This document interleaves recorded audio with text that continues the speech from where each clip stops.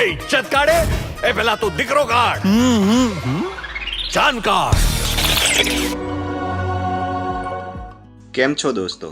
પિતૃલોકમાંથી પાછા આવેલા એક દાદાની વાત લઈને આવેલી ફિલ્મ ફક્ત પુરુષો માટે આ શુક્રવારના રોજ રિલીઝ થઈ ચૂકી છે.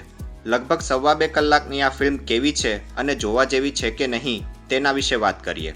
ફિલ્મની સ્ટોરીની વાત કરીએ તો પુરુષોત્તમ દાસ પિતૃલોકના એન્ટ્રન્સ પર વર્ષોથી અરજી આપીને બેઠા છે કે મારે મારા પૌત્ર બ્રિજેશને ત્યાં એના પુત્ર તરીકે જન્મ લેવો છે.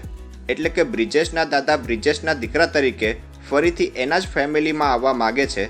જ્યારે પ્રભુદાસ એટલે કે મિલેનિયમ સ્ટાર અમિતાભ બચ્ચન એમને સમજાવે છે કે તમારા પૌત્ર જેને પ્રેમ કરે છે અને જેમની જોડે લગ્ન કરવાના છે એવી રાધિકા એટલે કે ઈશા કંસારાના નસીબમાં ફક્ત એક જ બાળક છે અને એ પણ દીકરી.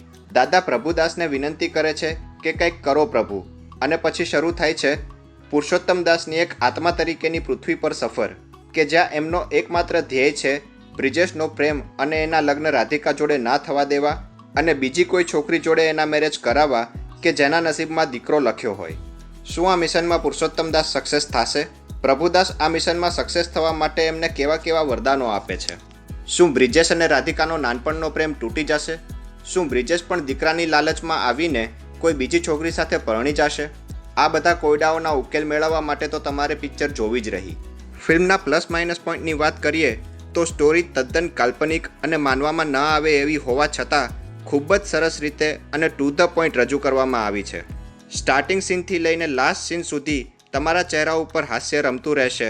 પ્લસ ખૂબ જ હળવી અને અસરકારક રીતે આપણા બુઝુર્ગોના જૂનવાની વિચારો અને એમની માનસિકતાઓ ઉપર માર્મિક કટાક્ષ કરવામાં આવ્યો હોય. યંગ જનરેશન અને મિડલ એજ જનરેશનને આ ફિલ્મ ખૂબ જ આકર્ષશે તેવું લાગી રહ્યું છે. આટલા દિગ્ગજ કલાકારો છે એટલે એક્ટિંગ વિશે જાજુ ના બોલતા એટલું જ કહી શકાય કે બધા જ કલાકારોની એક્ટિંગ ખૂબ જ પાવરફુલ અને સ્ક્રિપ્ટને અનુરૂપ છે. BGM, એડિટિંગ અને VFX પર સારું કામ થયું છે અને ફિલ્મનું ડાયરેક્શન કન્વિન્સિંગલી કરવામાં આવ્યું છે, જેને માટે જય બોડાસ અને પાર્થ ત્રિવેદીને જેટલા ધન્યવાદ આપીએ એટલા ઓછા છે. સપોર્ટિંગ રોલમાં મિત્ર ગઢવી અને સાથી કલાકારોનું કામ ખૂબ જ બંધબેસતું છે. ઇન્ટરવલ પછીની 1-2 સિક્વન્સ અને થોડો સ્લો એન્ડ કદાચ તમને થોડા બોર કરી શકે છે. રેટિંગની દ્રષ્ટિએ વાત કરીએ તો સ્ટોરી, ડાયલોગ અને સ્ક્રીન પ્લે માટે 1 સ્ટાર, એક્ટિંગ, BGM અને VFX માટે 1 સ્ટાર, પ્રોડક્શન વેલ્યુ અને ડાયરેક્શન અને એડિટિંગ માટે 1 સ્ટાર, સોંગ્સ, મ્યુઝિક અને પાવરફુલ લિરિક્સ માટે 1 સ્ટાર અને થ્રુ આઉટ પિક્ચરમાં મિલેનિયમ સ્ટાર અમિતાભ બચ્ચનની હાજરી માટે 1/2 સ્ટાર, એમ કરીને 4.5 સ્ટાર આ પિક્ચરને આપી શકાય. ટૂંકમાં જે રીતે સ્ક્રીન પ્લે અને સ્ટોરી ટ્રીટમેન્ટ કરવામાં આવી છે તમને ચોક્કસ આ ફિલ્મ મજા કરાવતા આપણા ઘરની સ્ત્રીઓ, એ પછી દીકરી હોય, પત્ની હોય, બેન હોય કે માતા, એમને રિસ્પેક્ટ આપવાથી શું જાદુ તમારા જીવનમાં થઈ શકે છે એ ચોક્કસ રિયલાઇઝ કરાવી જશે.